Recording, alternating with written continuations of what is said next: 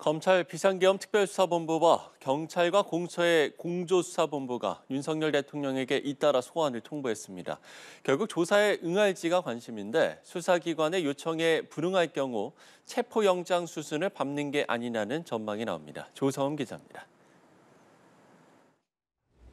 검찰이 1차 소환 요구에 불응한 윤석열 대통령에게 다시 한번 소환을 통보했습니다.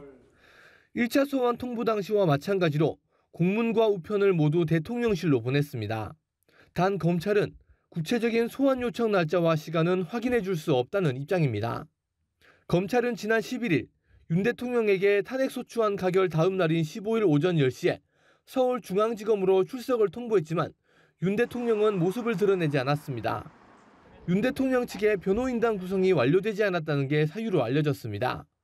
검찰은 윤 대통령이 국헌문란을 목적으로 폭동을 일으킨 내란죄의 우두머리라고 보고 있습니다.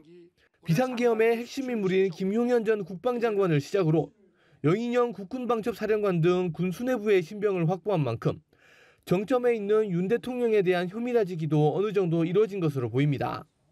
경찰 국가수사본부와 고위공직자범죄수사처, 국방부 조사본부가 참여하는 공조수사본부 역시 윤 대통령 직접 조사에 속도를 내고 있습니다.